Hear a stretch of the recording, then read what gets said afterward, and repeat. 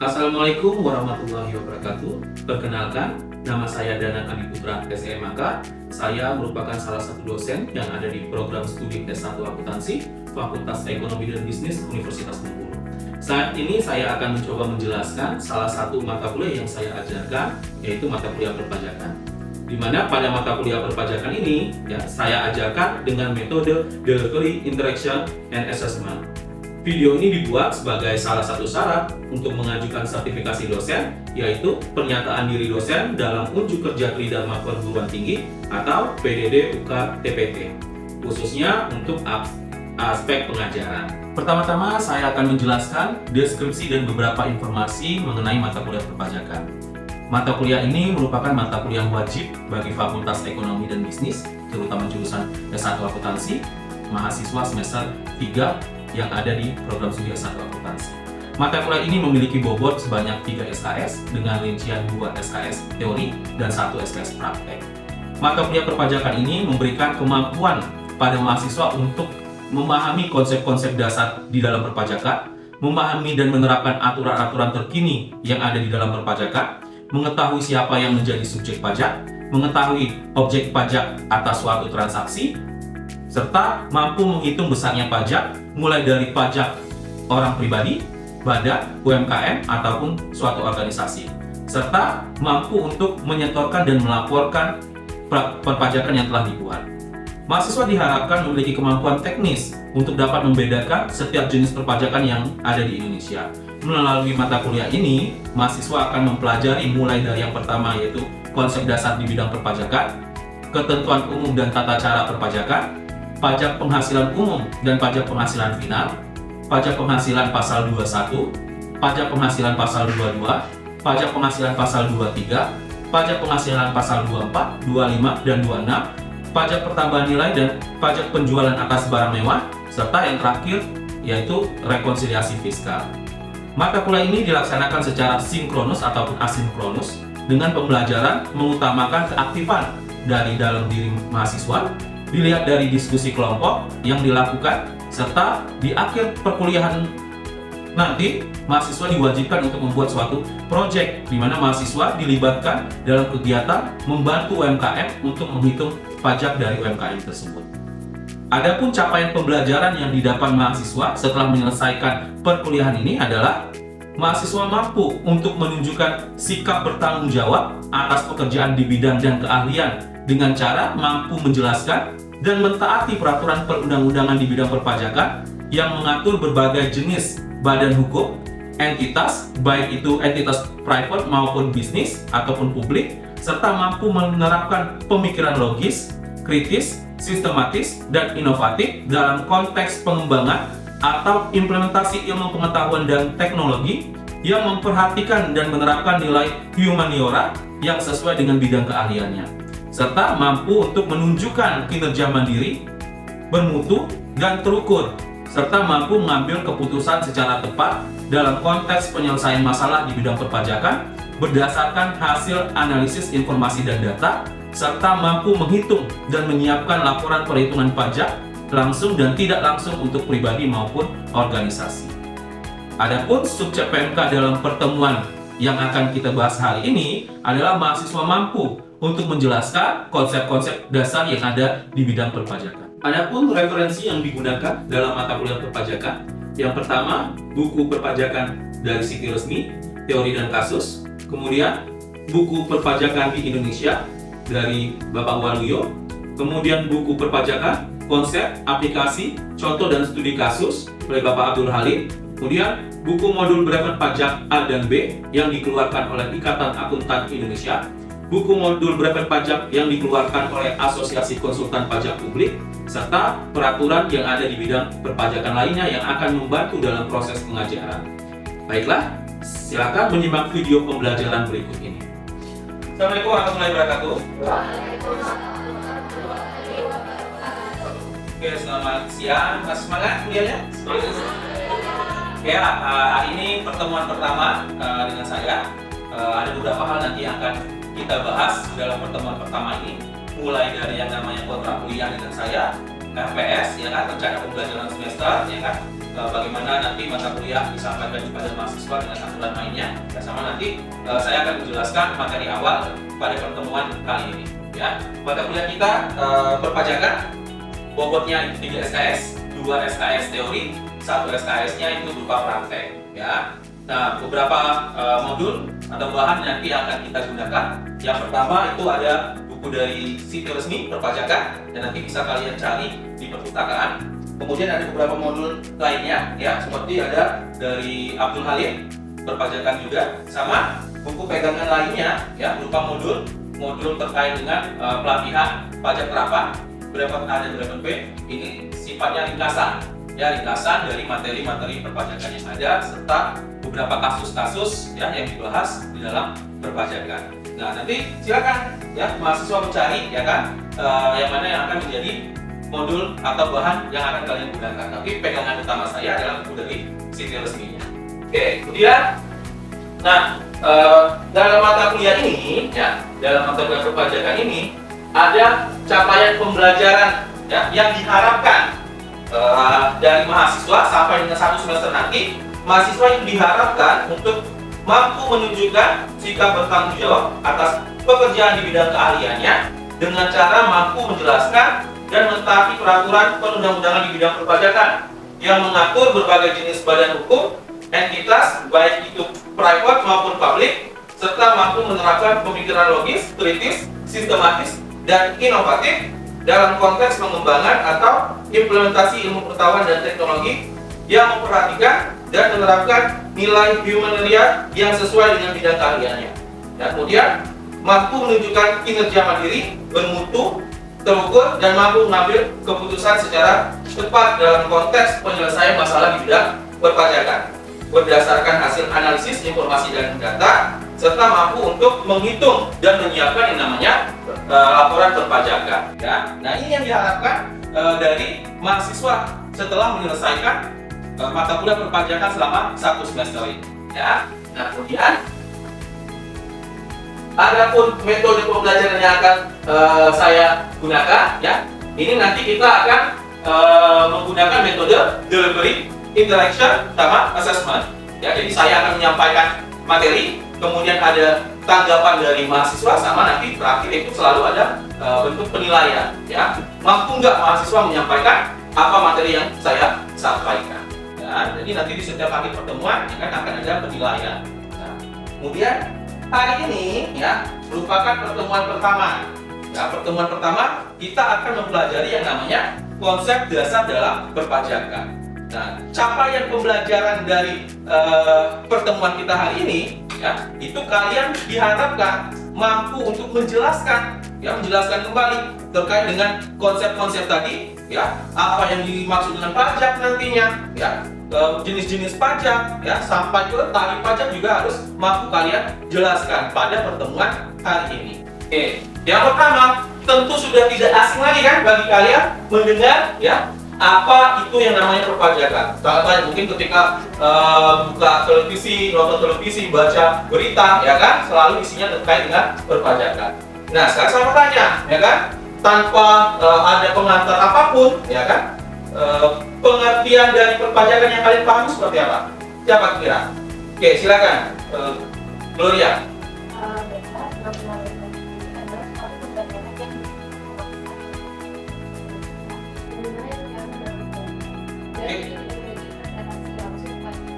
Oke, ya, ada atau tanggapan yang lain dulu? Yang lain, kira-kira ada yang berani? Oke, silakan. Jadi pajak itu menurut saya bukan kontribusi wajib pada negara sebagai kita, baik itu individu maupun entitas yang dilakukan yang memaksa dan diatur oleh undang-undang tanpa adanya prestasi secara langsung demi kemakmuran rakyat. Oke, ya. Atau ada lagi, satu lagi, terakhir? Oke, silakan. Pajak apa kira-kira? Menurut saya, pajak itu adalah iuran yang dibayarkan oleh rakyat kepada negara berdasarkan undang-undang tanpa imbalan langsung. Pajak digunakan untuk pemerintah untuk membiayai pembangunan dan penyelenggaraan negara seperti pembangunan jalan, sekolah, rumah sakit, dan infrastruktur. Oke, dari 3 pengertian perpajakan tadi, ya kan, ada beberapa kata kunci nih, ya kan, kata kunci yang dapat kita simpulkan. Ya, yang pertama adalah iuran yang dibayarkan kepada negara. Jadi pajak itu sifatnya adalah iuran, pembayaran, ya. Nah, yang kedua, karena dia diatur oleh undang-undang, ya, jadi ada aturannya yang mengatur, ya, sehingga sifatnya nanti adalah memaksa. Ya, mau nggak mau, ya kan, suka nggak suka, si wajib pajak tadi wajib melakukan yang namanya pembayaran pajaknya. Nah, kemudian yang keempat, nah ini nanti akan membedakan dia dengan pungutan lainnya. Tidak ada kontraprestasi atau timbal balik secara langsung yang dapat ditunjukkan. Jadi kalau kalian bayar pajak nggak mungkin ada balasan langsung yang diberikan oleh pemerintah. Ya nanti tunggu dulu. Ya hari ini bayar pajak, besok jalannya sudah bagus. Enggak, bukan seperti itu sistemnya. Ya karena sudah dituangkan dalam pengertiannya, ya kan, bahwa tidak ada kontraprestasi yang didapatkan secara langsung oleh wajib pajaknya. Ya, kemudian yang terakhir katanya digunakan untuk kepentingan umum. Ya. Nah, jadi ini yang melekat di dalam pengertian berpajak. Ya.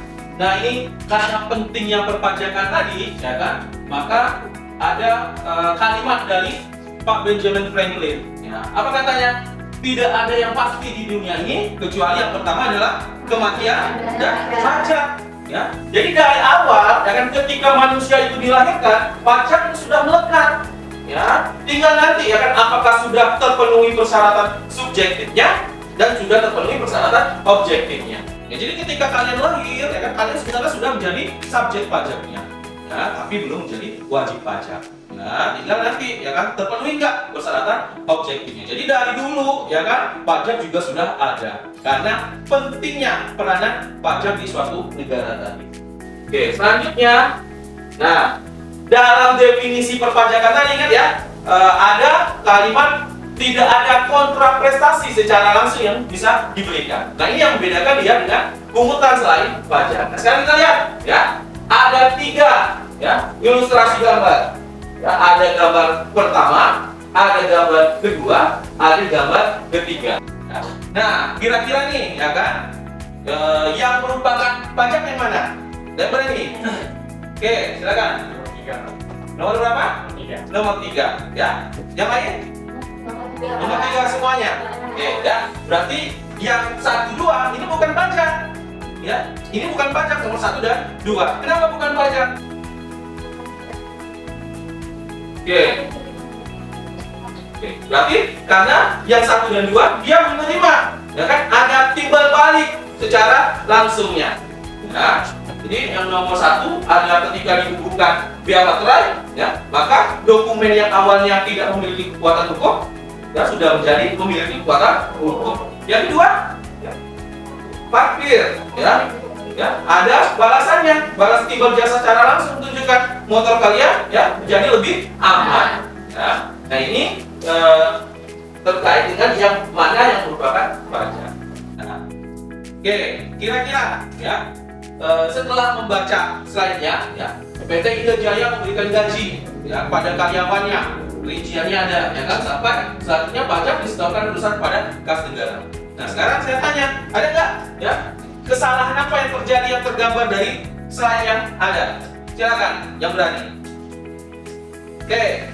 Setiap karyawan itu akan dipotong pajak dalam jumlah yang sama atas gaji yang diterima, karena setiap karyawan itu memiliki gaji yang berbeda, maka potongan pajaknya dipotong rata atau dipotong sama. Oke, ya, benar, ya. Tidak ada pemotongan pajak itu yang akan sama, ya kan, bagi setiap karyawan. Kenapa? Karyawan memiliki penghasilan yang berbeda.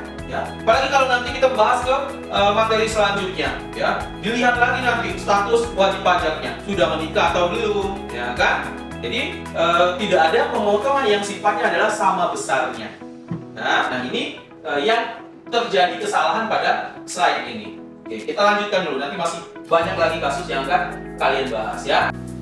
Nah, sekarang kita lihat pembagian jenis pajak menurut golongannya. Ya, nah, sekarang gambarnya di sini salah satunya ada nih, ya, KFC, kemudian ada struknya, ada tulisannya PPN. Nah, kira-kira kalau berdasarkan slide-nya, ya, pajak menurut golongannya terbagi menjadi berapa? Terbagi menjadi 2. Yang pertama apa? Pajak langsung. Yang kedua, pajak tidak langsung. Kira-kira ya, ada yang bisa menjelaskan nggak pajak langsung dengan pajak yang tidak langsung? Silakan. Oke. Jadi Pak, pajak itu ada dua, pertama pajak langsung dan pajak tidak langsung. Kalau pajak langsung itu tuh pajak yang harus dipikul atau ditanggung sendiri oleh wajib pajak dan tidak dapat dilimpahkan kepada orang lain. Contohnya itu pajak penghasilan. Kemudian untuk pajak tidak langsung itu adalah pajak yang akhirnya dapat dibebankan atau dilimpahkan kepada orang lain atau pihak ketiga, contohnya PPN. Oke, ya, benar ya. Pembagiannya ada dua, pajak langsung dan tidak langsung. Yang satu dia tidak bisa dialihkan kepada pihak lain, yang satu dia bisa dialihkan kepada pihak lain. Siapa yang punya penghasilan ya dia yang harus membayar, ya. Tapi beda dengan pajak yang tidak langsung, ya. Dia bisa dialihkan pada pihak lain, ya. Contohnya PPN tadi, ya. Nah, kemudian yang selanjutnya ada lagi katanya, ya kan? Jenis pajak menurut sifatnya, ya. Nah, jenis pajak menurut sifatnya terbagi menjadi berapa kira-kira? Berapa? Bagi menjadi dua. Yang pertama apa? Pajak subjektif, yang satu lagi pajak objektif. Nah, kira-kira nih, ya kan? Siapa lagi yang berani, ya kan? Untuk menjelaskan kedua jenis pajak ini. Ayo, siapa yang berani? Pak, lihat dari namanya, ya kan? Satu pajak subjektif, satu pajak objektif. Ayo, siapa? Jadi kalau jenis pajak menurut sifatnya itu kan terbagi dari dua Kak. Nah itu ada yang pertama ada subjektif dan ada objektif. Nah dilihat dari namanya, kalau subjektif itu berupa barang, sedangkan kalau objektif itu dari orangnya. Nah untuk objektif sendiri itu misalnya pajak yang dikenakan bagi misalnya kayak dia ada kerja di suatu perusahaan. Nah dari hasil kerjanya tersebut, gajinya itu langsung dipotong oleh perusahaan itu dinamakan pajak objektif. Nah sedangkan pajak subjektif tadi sendiri itu apabila kita membeli suatu barang dan kita dikenakan pajak, itu namanya pajak subjektif. Oke, atau ada yang lain? Ya, kalau menurut siapa tadi? Deswita, ya kan? Katanya subjektif melihat objeknya, ya kan? Sementara yang objektif melihat orangnya. Atau ada yang lain berbeda kira-kira? Siapa? Oke. Jadi Pak, kalau pajak subjektif itu yang pengenaannya itu memperhatikan subjek pajaknya. Contohnya itu PPh orang pribadi. Kalau untuk pajak objektif itu tuh yang diperhatikan itu objeknya. Contohnya PPN. Ya. Nah, lihat perbedaan dari dua statement tadi ya. Nah, saya jelaskan. Kalau yang namanya pajak subjektif, ya kan, yang dilihat adalah keadaan si subjek pajaknya. Ya, yang dilihat adalah orangnya, penghasilannya berapa, ya kan, statusnya sudah menikah atau belum, berapa jumlah tanggungannya, ya, sehingga yang menjadi patokan atau menjadi pertimbangannya adalah keadaan si subjek pajaknya. Sedangkan kalau yang objektif, ya kan, yang diperhatikan adalah berupa objeknya. Ya, misalnya pajak bumi bangunan, maka yang dilihat adalah bumi dan bangunannya, bukan orangnya. Mau orangnya penghasilannya besar, tapi kalau bangunan dan buminya nilainya kecil, maka pengenaannya juga kan kecil. Ya, jadi sesuai namanya yang dilihat adalah subjeknya dan dilihat adalah objeknya. Ya. Nah ini pembagian menurut sifatnya. Nah, kemudian, sekarang kita bahas ya. Dalam asas pemungutan pajak itu ada dua, ya, asas domisili sama yang namanya asas sumber. Kalau asas domisili yang dilihat adalah di mana dia bertempat tinggal. Ya, sementara asas sumber, ya kan, dari mana penghasilannya berasal. Nah sekarang kita lihat kasus pertama ini. Nanti saya minta, ya kan, kalian untuk dapat mendiskusikan. Ya, kira-kira berapa besar pajaknya, kemudian termasuk asas sumber atau asas domisilika, ya. Oke, yang pertama kita lihat. Tuan Akbar katanya bertempat tinggal di Indonesia dalam jangka waktu tertentu yang menurut peraturan perpajakan telah memenuhi ketentuan sebagai wajib pajak dalam negeri. Pada tahun 2020, Tuan Akbar memperoleh penghasilan dari Indonesia sebesar 60 juta dan dari luar negeri sebesar 75 juta. Penghasilan berapakah Tuan Akbar yang dikenakan pajak untuk tahun 2020? Ya. Ini yang pertama. Kemudian yang kedua adalah dia merupakan warga negara asing. Oke, dari dua kasus tadi, ya kan? Adakah yang berani untuk berkomentar? Silakan dilihat kasusnya, ya. Nanti silakan menanggapi terkait dengan termasuk asas apa ya, kemudian berapa besar pajaknya kira-kira, berapa besar penghasilan yang akan dipotong pajaknya. Ya, silakan. Baiklah Pak, untuk Tuan Akbar sendiri kan dia bertempat tinggal di Indonesia dalam jangka waktu tertentu yang menurut peraturan perpajakan Indonesia telah memenuhi ketentuan sebagai wajib pajak dalam negeri. Sama seperti yang Bapak sudah jelaskan tadi, berarti Tuan Akbar sendiri dia memiliki masuk ke dalam jenis pajak yang domisili Pak, karena dia bertempat tinggal di Indonesia. Dan menurut saya sendiri, Tuan Akbar itu untuk penghasilannya yang dikenakan pajak adalah yang berpenghasilan dari Indonesia saja Pak. Oke.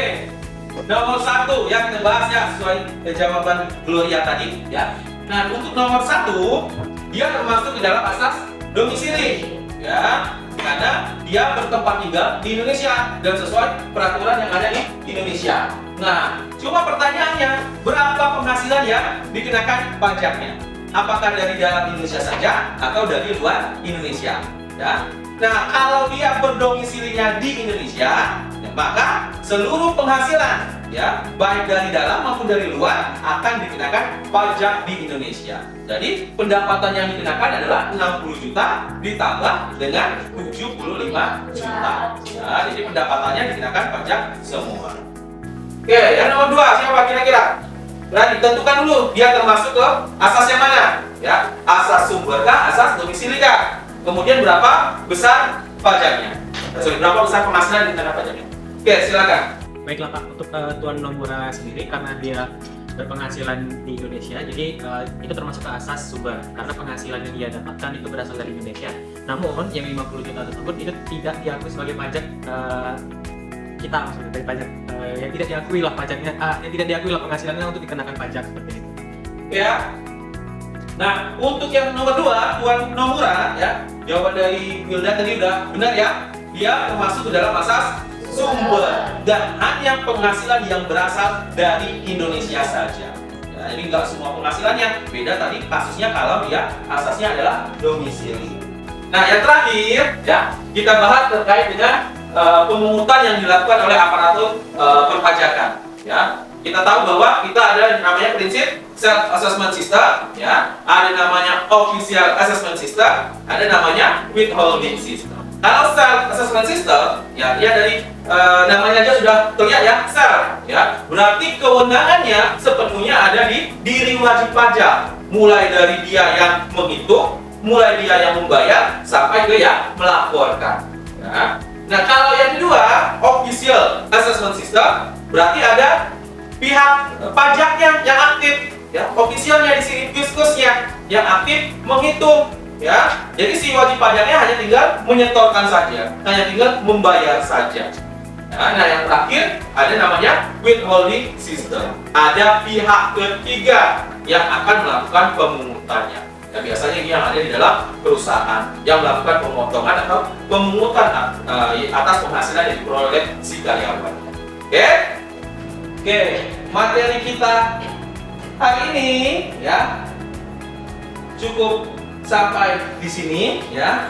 Cuma seperti yang saya bilang di awal ya, kita metode pembelajarannya ya, ada saya menyampaikan ya, ada interaksi dari mahasiswanya, sama terakhir ya, yang terakhir belum nih ya kan, ada namanya assessment-nya, ada penilaiannya ya. Nah, sekarang keluarkan gadgetnya ya, HP-nya ya, kita akan mencoba untuk menilai pemahaman kalian terkait dengan apa yang sudah didapat pada hari ini.